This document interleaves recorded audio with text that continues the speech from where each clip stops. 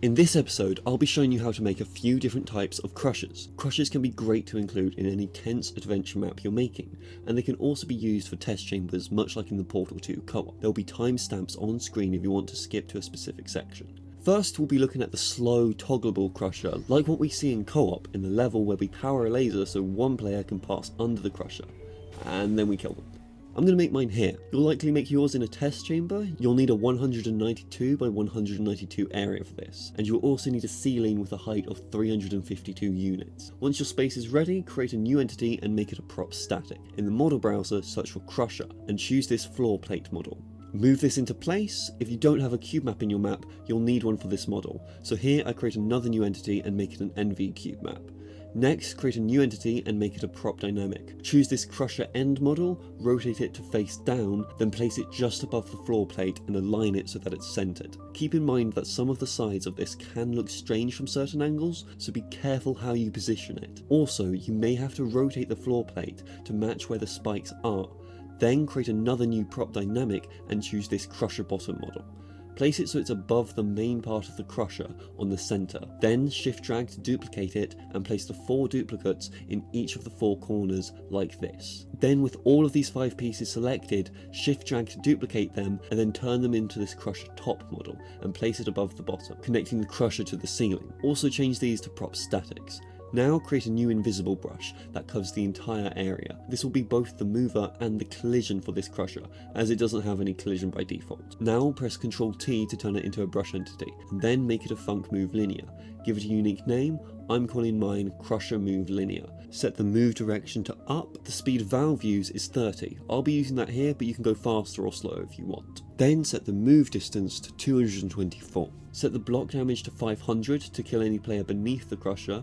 For the start sound in the sound browser, switch the sound type to game sounds and search crusher. I pick this crusher loop sound. And for stop sound, I pick slow crusher open end. Now parent all the prop dynamics we've made to this move linear. Next, I'm going to create a new trigger brush beneath the move linear like this. Make sure it goes outside the boundary of the move linear. Hit Ctrl T, then turn it into a trigger portal cleanser. Give it a unique name. I'm calling mine crusher cleanser. Parent it to the move linear, and in flags make sure only physics objects is checked. Set visible to no. Next, I'm going to create a floor button so we can toggle this crusher. You could do this with a laser catcher, a trigger brush, or any other method you want. Now I add the output on pressed, crusher move linear, open, and on pressed, cleaner, disable. This lifts the crusher when the button is being pressed, as well as stopping it from destroying objects. To drop the crusher, add the output on unpressed, crusher move linear, close, and on unpressed, cleanser, enable. I'm also going to add this weighted cube for demonstration. In-game, it should now all work.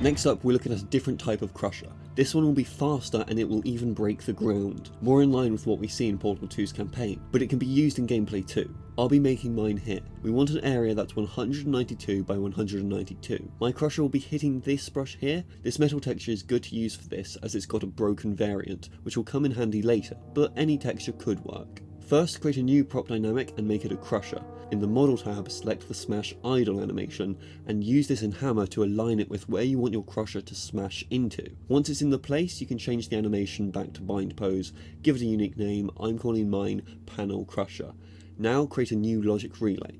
Add the output on trigger, panel crusher, set animation, smash in. And also on trigger, crusher, set default animation, smash idle, with a delay of 0.01 seconds. For retracting the crusher, we need to know how long the smash animation is. We can see it's 24 frames, which means the animation lasts 0.8 seconds at 30 frames per second. So any delay past 0.8 will be good for this next bit. I'll just go for 1 second. So add the new output on trigger, panel crusher, set animation, smash out. panels with a delay of 1 second, and on trigger, panel crusher, set default animation, smash out idle with a delay of 1.01 seconds. Now we're going to work on the floor changing. So first I'm going to turn this into a funk breakable. Make sure there is a brush behind the funk breakable so that the map is still sealed. In the funk breakable, give it a unique name. I'm calling mine panel breakable. Set the material type to cinder block, set the precise gib direction to up, and set gib direction to use precise gib direction.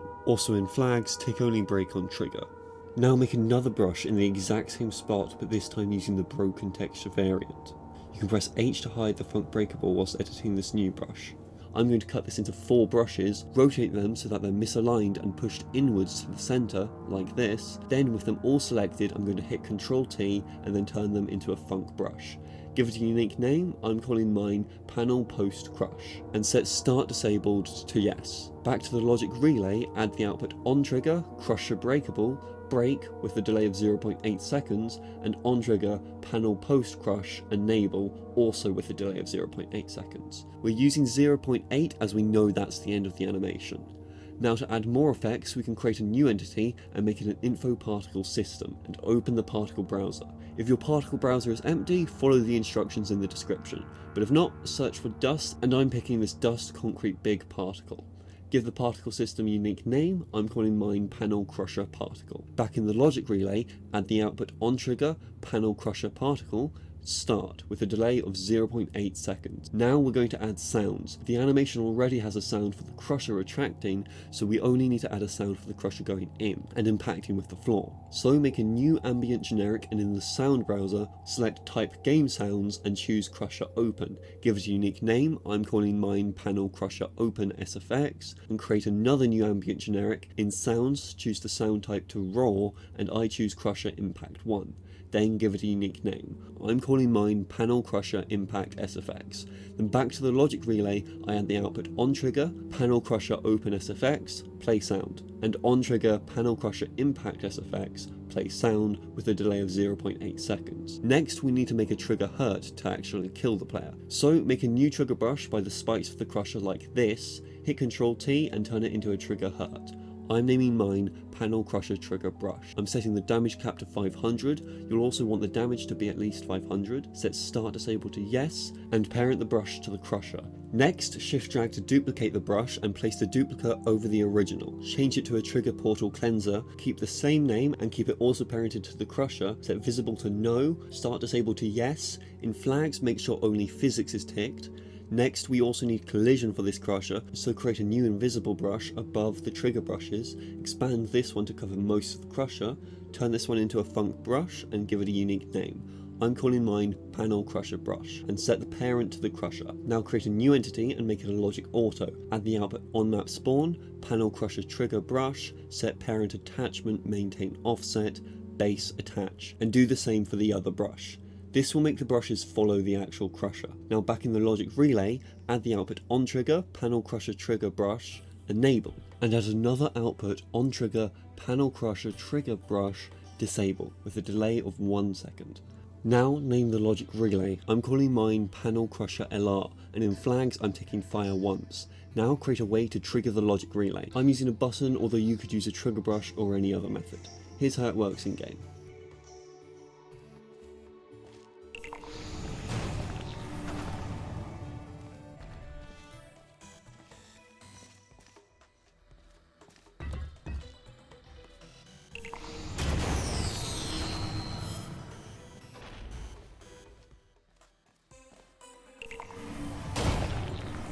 The last type of crusher we'll be looking at in this video is this double crusher setup, with 2 crushers that smash into each other on a loop. I'll be making mine in these areas similar to the example from co-op. You can detail yours however you like though. First, create a new prop dynamic and make it a crusher.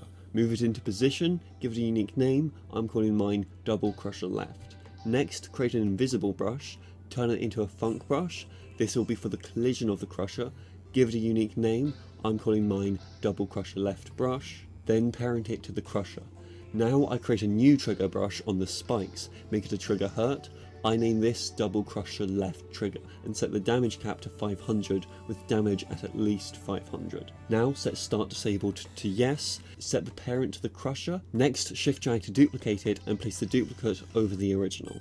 Turn the new one into a trigger portal cleanser. Keep the same name and the same parent, set visible to no, start disabled to yes, and in flags only take physics objects. Next I'm going to select all the brushes and the crusher. Now I shift drag to copy it all and I move it to the other side. For this method you need to set it up so that the spikes are 512 units apart from each other, like they are here. Next you want to change all the names of the new ones to say right instead of left. You also want to change the parent of the brushes to point to the new right crusher instead of the one on the left. Now create a new logic auto and add the output on map spawn, double crusher left trigger, set parent attachment maintain offset, base attach. Repeat this output for all the brushes here. Next, to add sounds we create a new ambient generic and position it in the center of the two crushers. Give it a unique name, I'm calling it double crusher open SFX. Then in the sounds choose raw sounds for the sound type and I'm going to pick crusher open 1. Now shift drag to duplicate the ambient generic, give the new one a new name, I'm calling it double crusher impact SFX. Then in the sound I choose crusher impact 1. Now we create a new entity and make it a logic relay. Add the output on trigger double crusher left, set animation smash in, and on trigger double crusher left, set animation smash idle with a delay of 0.01 seconds. Now create another new output, this time to the double crusher left trigger with enable. Next create another new output, on trigger, double crusher open SFX, play sound. Then do the same thing with the impact SFX, but this time with the delay of 0.8 seconds, as that's when the animation finishes. Now also add the same outputs as the left parts for all of the parts on the right.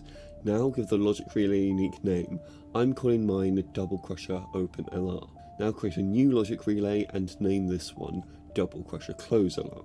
In the outputs, add the output on trigger, double crusher left, set animation, smash out, and add the output on trigger, double crusher left, set default animation, smash out idle, with a delay of 0.01 seconds. Now add the output to the trigger brush to disable them. Then repeat this process for the parts on the right. Now, so they keep crushing on a loop, we need to make a new logic timer entity. I'm going to set my refire interval to 10, now add the output on timer, double crusher open LR, trigger, and now do the same for the close LR, but this time we want a delay of half the refire interval, which in my case is 5. This is so that it spends half its time open and the other half closed. Now give the timer a unique name, I'm calling mine double crusher LT. Now we want to create a way to turn this off, so I'm going to create a prop button entity. You can use any method you like for disabling it, but I'm using this button. Now to disable it, this gets a bit complicated. So first off we add the output on pressed double crusher LT disable. This one is simple. It stops it looping, but it doesn't cancel any outputs the timer recently sent, and it also won't retract the crusher if it's already out. What we want is that the crusher will retract immediately if it's already out, and that it won't retract if it's already retracted. And last, we need it to not fire any of the outputs from the logic timer. To do this, we have to add a new entity and make it a logic compare. We also create another new entity and make it a math counter. I'm going to name the math counter double crusher counter and set the maximum value to 1. Now in the logic compare, give it a name, I'm calling mine double crusher compare, and set the compare value to 1. Now back in the open logic relay, we add the output on trigger double crusher counter set value 1, where 1 represents the state of being open, so this process will let us detect what state the crusher is in.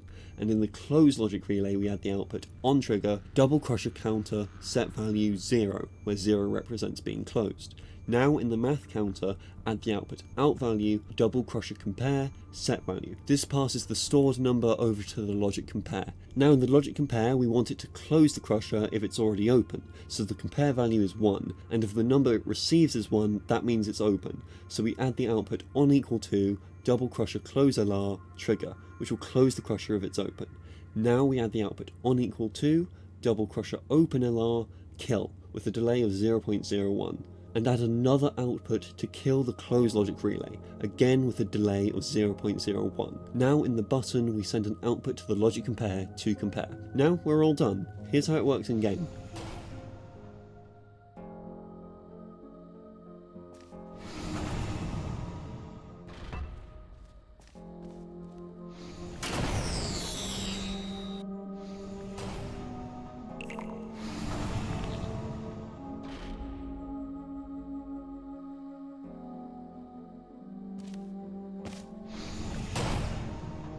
If you found my videos helpful and want to support me, or if you're interested in getting access to the map file used in this video, you can now become a channel member. I spent a lot of time making all these videos for you for the low price of nothing, and I would greatly appreciate any support, but no worries if not. But with this you can get early access to new episodes, shoutouts at the end of my videos, a unique role on the Discord server, and the main thing you get from supporting me is access to every single raw map file from all of my tutorials, and all my future ones too. Until now these haven't been accessible for anyone else.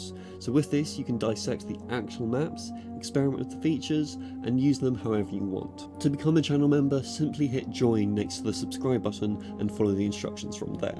But with that, we're at the end of the video. If you're stuck on something, have any questions, or want to suggest another tutorial, you can join my Discord. The link is in the description. We also host competitions if you're interested in that kind of thing too. But that's all from me. See ya.